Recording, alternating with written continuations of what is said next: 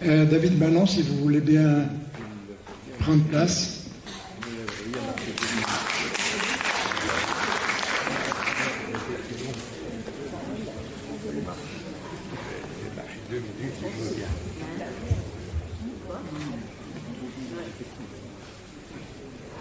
Deux petits mots pour introduire cette conférence. Emmanuel Levinas traite de l'éthique, du temps, de l'infini, de la mort et par-dessus tout de l'autre et de son humanité. Et on peut donc être un peu étonné de trouver dans cette liste de concepts éminemment transcendants la question de la nourriture, question immanente s'il en est. Pourtant, lorsqu'on relie de l'existence à l'existant, on voit combien Levinas est aussi très concerné par le monde des nourritures qu'il relie à la notion de jouissance, de réjouissance. Manger et boire ne se résume pas pour lui à la simple recharge de carburant pour vivre ou survivre, c'est précisément ça, vivre, dit-il. Il va même plus loin en attribuant aux politiques, à la politique, comme première mission qui est la justice et donc la nécessité de nourrir les affamés. C'est ce thème que va développer le professeur David Banon dans sa conférence intitulée « Manger à sa faim ». David Banon est philosophe, professeur à l'Université de Strasbourg de 2010 à 2015. Il est membre de l'Institut universitaire de France et professeur à l'Université hébraïque de Jérusalem. Spécialiste du Midrash et de l'interprétation biblique, ses travaux sont consacrés aux œuvres de Levinas, mais aussi de Derrida, de Spinoza et de Yeshayahu Lebovitch. Il est l'auteur d'une vingtaine d'ouvrages, dont L'école de pensée juive de Paris, le judaïsme revisité sur les bords, presse universitaire de Strasbourg en 2017, L'oubli de la lettre, chez Albin Michel en 2017, Entre là, la lettre et le sang dans l'exégèse juive aux éditions du Cerf en 2008, et enfin La lecture infinie, les voies de l'interprétation midrashique, préfacée par Emmanuel Levinas au Seuil en 87. Avant de lui donner la parole, je voudrais dire à David Banon, qui est un grand ami de l'espace francophone, tout le plaisir que nous avons de le retrouver parmi nous. La parole est à vous, professeur. Merci.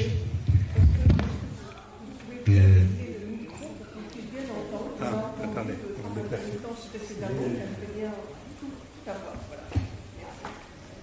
Moi aussi, je dois corriger certaines choses.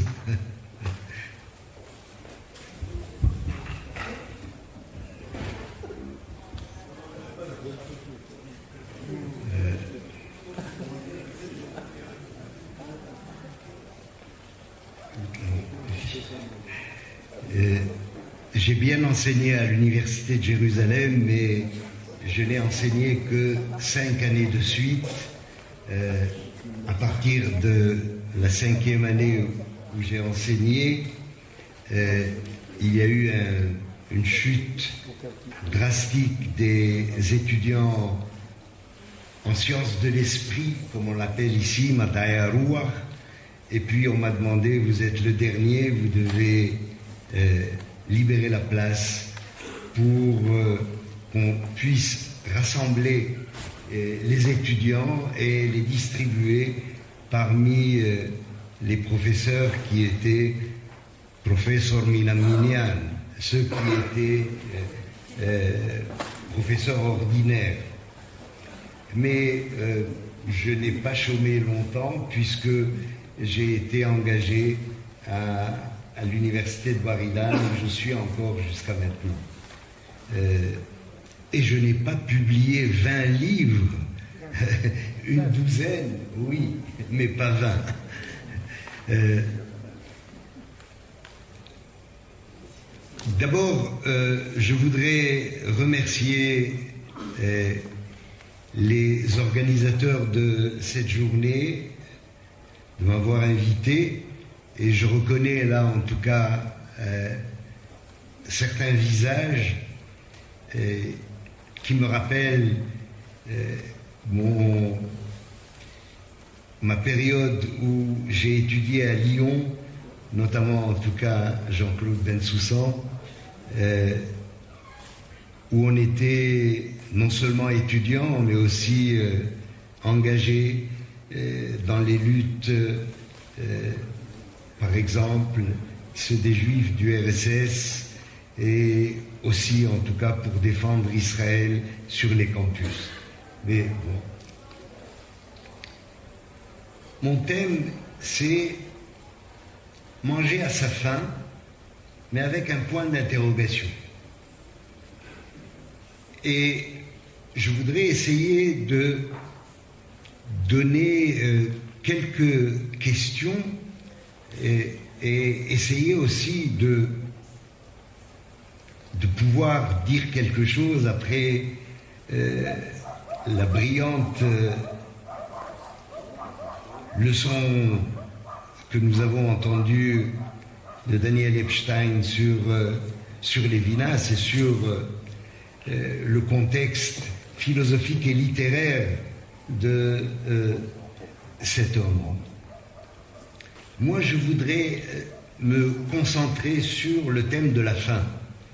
Et je me demande qu'est-ce qui a poussé un philosophe comme Lévinas à délaisser ce que nos maîtres appellent les grandes choses, c'est-à-dire la sphère des hautes questions métaphysiques que la tradition rabbinique appelle Maaseh Merkava, l'œuvre du char, pour se consacrer aux petites choses, aux basses besognes qualifiées de Havayot, Havaye Verava.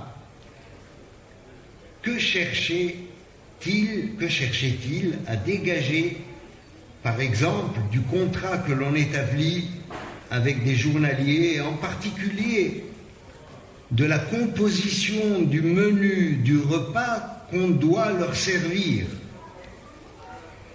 des règles concernant l'obtention du pardon le jour de Kippour, ou bien de celles auxquelles s'astreint le nazir, l'abstinent, ne pas se couper les cheveux, ne pas boire de vin, ne pas se trouver en contact d'un mort, de la manière dont le tribunal de haute instance est agencé afin que ces 71 membres y prennent place selon leur rang et leur autorité, de sorte que chacun puisse voir le visage de son prochain. Pourquoi Lévinas s'occupe de ces questions-là que nos maîtres dans le Talmud appellent les basses besognes ou les petites choses? Bien, 2 ou 3 raisons précisent à cet engouement. D'abord, le fait qu'au-delà de ce d'aucuns qualifient de discussion byzantine ou archaïque, se profilent pour lui, pour Lévinas, des questions philosophiques d'une importance capitale et d'une actualité surprenante. Quiconque a lu une lecture talmudique de Lévinas peut suivre la trajectoire qui conduit, par exemple, de la composition du repas dû aux ouvriers journaliers au droit d'autrui, qui est un droit, dit Lévinas, pratiquement infini, dont même les trésors du roi Salomon ne sauraient s'acquitter. Ensuite, parce qu'en tant que phénoménologue, eh bien, Lévinas a trouvé dans les corpus talmudiques de quoi mettre à l'épreuve l'injonction husserlienne du retour aux choses mêmes. Quoi de plus concret que la responsabilité de l'individu qui allume un feu et provoque par là même des dommages dans le champ du voisin? Et surtout, comment en évaluer les dégâts, visibles et invisibles? Au demeurant, certains ont reproché à Lévinas de ne choisir que des textes agadiques. À cela, Lévinas répondait avec l'humour et la modestie qui le caractérisaient: pour s'attaquer à la halakha, aux questions de halakha, il faut, je cite Lévinas, une musculature de l'esprit que je n'ai pas. Autre chose, il disait, il importe de ne pas oublier que Halakha et Agada sont comme des frères siamois, enchevêtrés l'un dans l'autre. Et il rappelait l'enseignement de son maître, M. Chouchani, lequel lui recommandait de lire la Halakha comme il lit la Agada. Et Lévinas ajoutait, c'est-à-dire avec imagination. Et 4, il insistait sur le fait de prendre en considération son propre principe méthodologique selon lequel la Haggadah est le mode, je cite Lévinas, le mode sous lequel, dans la pensée talmudique, se présentent des vues philosophiques et bien entendu éthiques. Et d'ailleurs en hébreu, Haggadah, Otiyot de Haga, ce sont les mêmes lettres qui font justement qui font référence au souci, à l'inquiétude, à la crainte pour autrui. Enfin, parce que l'on ne saurait dissocier ces lectures talmudiques et les essais qu'il a consacrés au judaïsme de son œuvre philosophique proprement dite, même s'il s'est évertué à les confier à des éditeurs différents, du moins au début. Peut-on établir une ligne de démarcation étanche entre ces deux domaines? Bien, les renvois de l'un à l'autre sont trop nombreux pour qu'on puisse s'en désintéresser.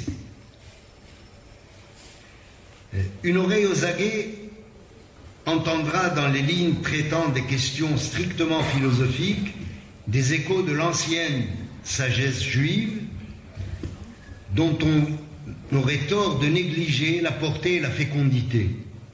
De ce point de vue, Lévinas, qui a contribué avec ses collègues à la créativité de l'école de pensée juive de Paris, a élevé cette sagesse au rang de partenaire à part entière, fût-ce en tension critique de la haute tradition philosophique occidentale. Ne peut-on pas suggérer que la rencontre d'Alexandre le Grand, disciple d'Aristote, accueilli par Simon le Juste, revêtu de ses habits de grand prêtre sur la route de Jérusalem, au cours de laquelle Alexandre se prosterne devant Simon le Juste, permet de supposer, sinon la proximité des deux doctrines, du moins le rapport tensionnel et l'exposé du sensé dégagé par l'une, mais exprimé dans la langue de l'autre. Ce que Lévinas n'a cessé de faire et d'enseigner. Je n'en donnerai qu'un exemple qui n'a pas été interpellé par le fait qu'Emmanuel Lévinas a inscrit en bonne place dans ses écrits la question de la nourriture et de la faim. Question essentielle, mais essentielle pour la compréhension de sa philosophie aussi.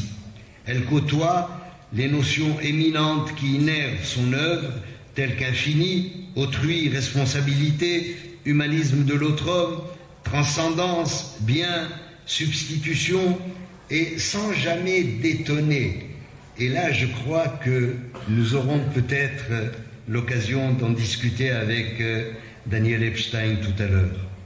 Le thème de la faim est omniprésent dans la philosophie de Lévinas, au point qu'il l'exprime par une boutade qui en dit long. La boutade, je la cite, « Le Dasein chez Heidegger n'a jamais faim ». Fin de citation. Le Dasein est enfermé dans son être, rivé à soi. Par ailleurs, il n'a pas de visage, ça a été dit tout à l'heure, puisque l'être est anonyme, neutre. En revanche, Lévinas évoque certes le pain, mais je cite, « Nous vivons de bonne soupe, d'air, de lumière, de spectacle, de travail, d'idées, de sommeil. » Et il ajoute, « Ce ne sont pas là objets de représentation, nous en vivons. » Fin de citation. Eh bien, ces nourritures terrestres assurent la subsistance du corps par lequel il existe séparément, sans oublier le ventre qui crie famine. Une citation de Rabbi Yochanan au nom de Rabbi Yossi ben Kisma revient à 3 reprises dans son œuvre. Et ça a été cité tout à l'heure par Shlomo Malka, mais moi je la cite en hébreu. Gedola legima, qu'il traduit en se servant de Rashi, grand est le manger. Et cette expression apparaît dans l'avant-propos de la première édition de Difficile Liberté, qui date de 1963, avec le commentaire suivant, je cite, « La faim d'autrui, faim charnelle, faim de pain est sacrée. Seule la faim du tiers en limite les droits. » Fin de citation. Se dit de Rabban Yochanan, explicité au plan éthique et politique, c'est-à-dire de la charité et de la justice, est repris dans une lettre de la même année, du 11 mars, adressée à Martin Buber, lettre qui a été intégrée dans un volume d'hommage consacré aux philosophes auquel Lévinas avait participé. Elle développe une critique du formalisme bubérien de la rencontre, énoncée en des termes très respectueux, où le tu n'est pas abordé, quelle que soit sa position sociale, comme pauvre et démuni, où le je ne donne rien et se présente au tu les mains vides. Je cite Lévinas, « Que le tu énoncé traverse d'ores et déjà mon corps jusqu'aux mains qui donnent, qu'il suppose par conséquent mon corps en tant que corps propre, les choses en tant qu'objet de jouissance et la fin d'autrui, qu'autrui soit toujours en tant qu'autrui le pauvre et le dénué, en même temps que mon Seigneur. » Ces 2 occurrences ont été précédées par une courte évocation de ce dit talmudique dans totalité et infinie. Publié en 61, nanti du commentaire suivant, je cite, « Laisser des hommes sans nourriture est une faute qu'aucune circonstance n'atténue. À elle ne s'applique pas la distinction du volontaire et de l'involontaire. Devant la fin des hommes, la responsabilité ne se mesure qu'objectivement, elle est irrécusable. » Fin de citation. Traduction très remarquable, parce qu'il introduit là 2 notions peut-être philosophiques, le volontaire et l'involontaire, mais c'est pour dire que ne pas faire face à la brûlure de la faim d'autrui ne supporte ni retard, ni justification, et fût-il effectué par inadvertance, par shgaga, ils sont considérés comme un manquement délibéré à la responsabilité par Zadon. Avant de présenter le contexte de l'unité thématique de cette expression talmudique, permettez-moi de vous signaler un texte qui date de 1976, qui s'intitule « Sécularisation et faim ». Lévinas se demande « A-t-on mesuré les profondeurs de la faim ?» Et il répond « La faim qu'aucune musique n'apaise sécularise toute éternité romantique.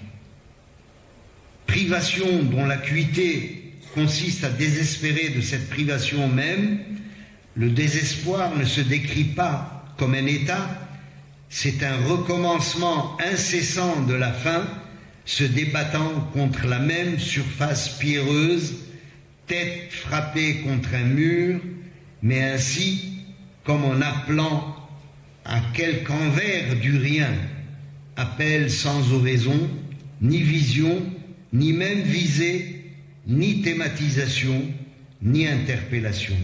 Fin de citation. Eh bien, c'est le contexte de l'unité thématique de ce passage talmudique, de cette Sougia, que je voudrais restituer afin de montrer comment il s'insère harmonieusement dans la philosophie de Lévinas.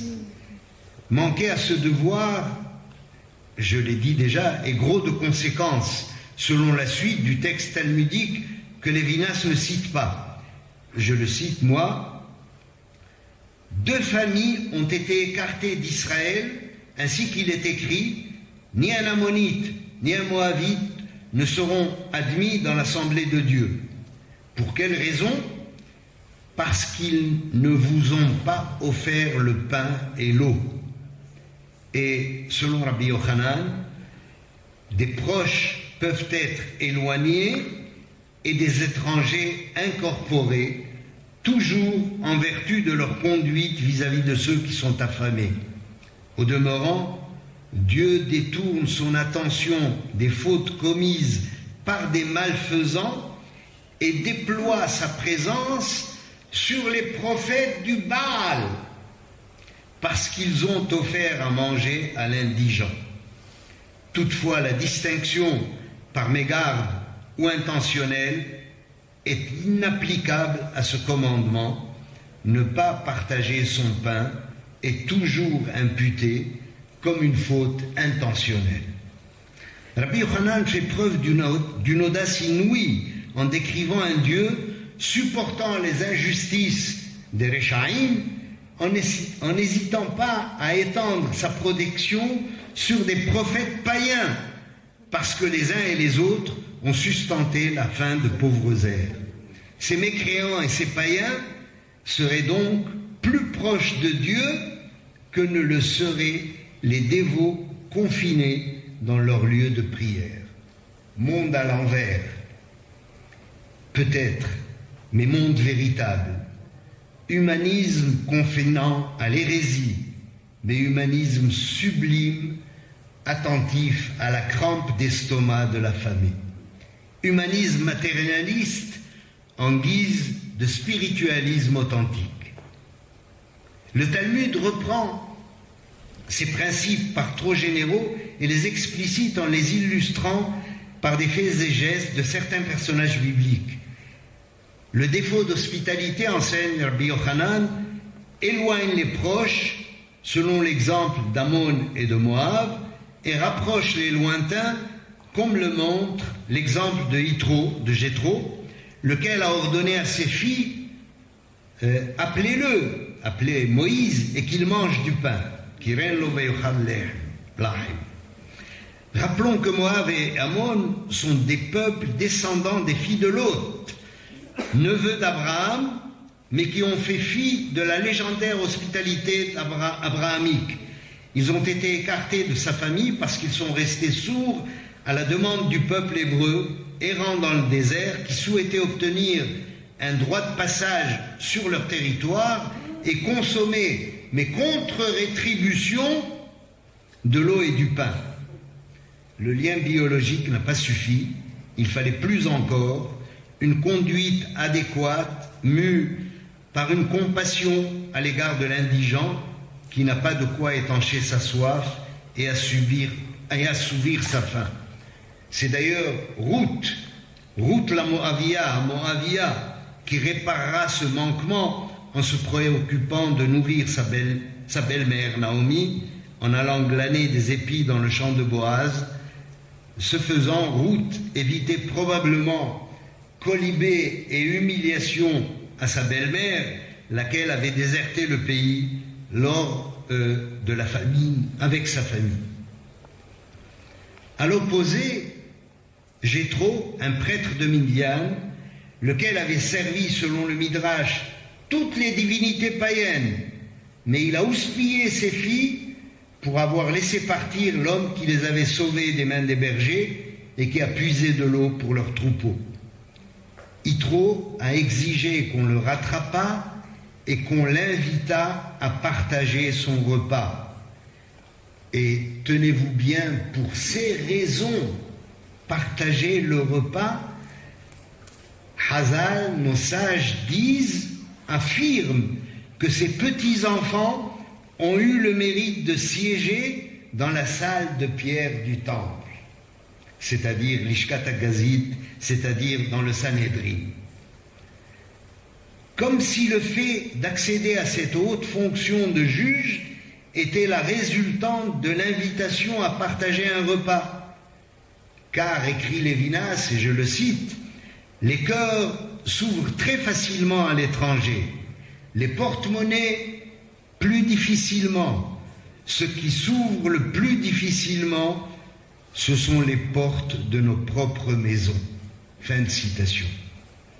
Sans doute est-ce parce que Yitro a invité Moïse à découvrir l'intimité de son logis, à s'asseoir autour de sa table, à partager son repas, à discuter avec lui et avec les personnes de sa maisonnée, et même à prendre femme, Tzipora, la fille de Yitro, en un mot à se sentir accueilli, que ses descendants ont occupé la noble fonction de juge qui arbitre entre les hommes. Le Talmud continue de dérouler et d'expliciter différents cas et il se pose la question: d'où sait-on que Dieu détourne son regard des fautes commises par les impies qui soulagent la faim d'autrui? Et le Talmud répond: de Micha, et fait s'étendre les ailes de la présence divine sur les prophètes du Baal. L'épisode du compagnon du prophète, Iddo, le prouve. N'est-il pas écrit, tandis qu'ils étaient attablés, une voix divine s'adressa au prophète qui l'avait ramené pour lui donner à manger. Curieux personnage que ce Micha. Les chapitres 17 et 18 du livre des Juges, une période où chacun agissait selon comme bon lui semblait, relate que celui-ci avait érigé un temple idolâtre avec de l'argent qu'il avait dérobé à sa mère, laquelle avait promis que si cet argent était retrouvé, elle le consacrerait à Dieu. Micha a donc construit une maison pour divinité avec une statue dont les malfaiteurs se sont emparés et ont contraint le jeune lévite qui y servait à se taire, à se plier à leur volonté et à leur servir de père et de prêtre. Si vous relisez les chapitres 17 et 18, vous verrez en tout cas ce que j'ai résumé là. Ces deux chapitres montrent comment la religion du Dieu un était totalement phagocytée par le paganisme cananéen. Une braïta accentue encore cet aspect. Rabbi Nathan enseigne que le temple idolâtre de Micha se trouvait à un lieu dit qui s'appelle Gareb, et il était à 3000 de Shiloh. Le lieu dit Shiloh, c'était là où était installé le temple portatif, le Mishkan, le tabernacle, avant la construction du temple en dur. Or, la fumée des sacrifices qui montait de l'autel établi à Shiloh se confondait avec celle des sacrifices offerts à l'idole de Micha. Et les anges du service ont voulu abattre Micha, mais Dieu a étendu sa protection sur lui parce qu'il offrait la pitance aux passants. Ce temple consacré aux divinités païennes, a duré depuis la conquête de Canaan jusqu'au premier exil. Et enfin, si l'on manque par mégarde à ce principe de nourrir ceux qui ont faim, cela nous est imputé comme une faute intentionnelle, ainsi explicité par Rabbi Yehuda au nom de Rav. Si Jonathan avait donné à David 2 miches de pain comme provision de route, Nov, la ville des prêtres, n'eût pas été anéantie et ses habitants massacrés. Doeg, l'Iduméen, n'eut pas été banni, Shaoul et ses 3 fils n'eurent pas été tués. C'est la suite du texte du contexte talmudique. L'enchaînement des événements est effrayant. Les morts et l'acuité des souffrances sont littéralement provoqués par la distraction de Jonathan, qui n'a pas pourvu David de provisions de route, 2 miches de pain. Dans le rapport à autrui, la distraction ou l'absence ne sauraient être pris en compte. Elles sont irrecevables, c'est pourquoi elles sont considérées comme des fautes intentionnelles. Et on comprend mieux peut-être pourquoi la première Mishnah qui ouvre le chapitre 11 du traité Sanhedrin, d'où est tiré le contexte de Gedolah Legimar, de grand et le manger, qui traite de Kol Israël Yesh Lahem Helek La'olam Haba, tout Israël a part au monde futur, et ensuite on nous dit voici ceux qui n'auront pas part au monde futur. 3 rois ainsi que 4 individus. Les 3 rois sont Jéroboam, Ahaz, Ménaché, et les 4 individus, Bilam, Doeg, Ahitophel et Gehazi. Micha eût dû figurer sur cette liste. Et Rashi explique qu'il a échappé à cette sanction parce qu'il tenait table ouverte. Ces enseignements talmudiques insistent tous sur le fait de restaurer la corporéité de l'être vivant et son indigence de corps nu et affamé, et non seulement de parler aux oreilles des démunis. Lévinas cite souvent ce proverbe « ventre affamé n'a pas d'oreille ». En apaisant leur faim, montre combien cette question est prioritaire. Et d'une certaine façon, Dieu lui-même fait passer les hommes et les femmes affamés avant le culte qui lui est dû. Déjà, le prophète Isaïe avait enseigné que le religieux était au zénith dans le mouvement éthique vers l'autre homme, en annonçant au nom de Dieu que celui-ci préfère le jeûne où l'on partage son pain avec l'affamé. Plus encore, Dieu efface les fautes commises à son égard par des hommes qui prennent en charge ceux qui ressentent la morsure de la faim. Dieu ne sanctionne pas les impies qui rompent le pain pour le distribuer. Ce texte talmudique expose clairement la préséance de l'autre, y compris sur Dieu, que Lévinas n'a pas cessé d'enseigner. Et je vais juste vous signaler que, à part ces occurrences, il y en a d'autres. Tout à l'heure, Shlomo Malka a parlé du rôle du pain dans le récit de vie et destin que fait Vassili Grossman.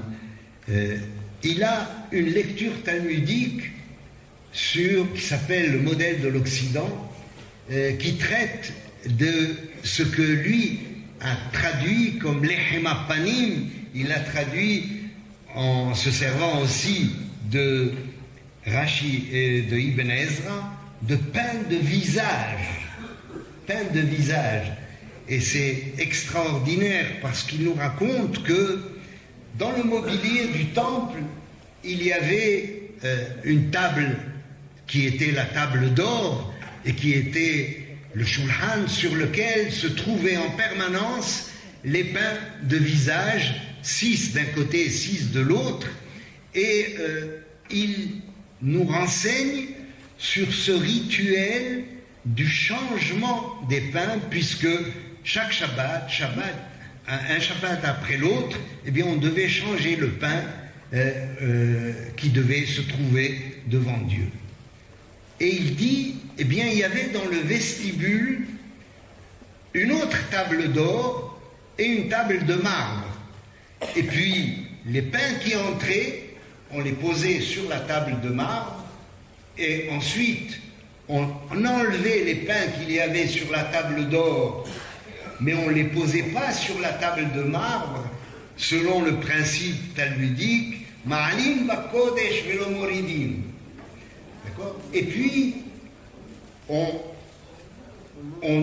prenait ces pains qui étaient sur la table d'or, on les mettait sur la table d'or qui était dans le vestibule, et vous savez quelle était la dernière étape de ces pains ?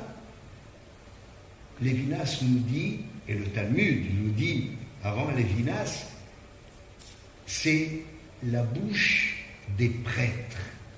Les prêtres consommaient ces pains et pour Lévinas, c'était le plus haut degré de la sainteté. Et vous trouverez ça, et avec ça je termine, vous trouverez ça dans le grand Hallel aussi. Ce qu'on appelle le grand Hallel, vous trouverez ça dans le grand Hallel. Hallel Agadol, c'est celui que nous récitons à la synagogue les Shabbats matin et les jours de fête. Hodou Lachem Kitov, Kileolam, Hasdo, etc., etc., etc. D'accord? Vous devriez un jour vous pencher sur la structure de ce psaume. Et vous verrez que dans ce psaume, il y a une structure qui est d'abord celle de la louange, les 3 premiers versets, ensuite la création du monde, ensuite la sortie d'Égypte, la création du monde avec tous les prodiges, et la sortie d'Égypte avec tous les prodiges, le fait d'entrer dans la terre d'Israël, de vaincre aussi les rois et ceux qui avaient les rois et ceux qui détenaient des territoires. Et puis ensuite, on nous dit, verset 25, Noten lechem lechol basar. Comme si tous les miracles et tous les prodiges que Dieu a faits sont nuls et non avenus devant le fait qu'on doit donner le pain à toute créature. C'est le degré aussi le plus haut, et pas seulement le plus haut dans la Kedusha, dans la sainteté, mais le plus haut, je crois aussi, de la philosophie de Lévinas. Merci. Merci David Manon.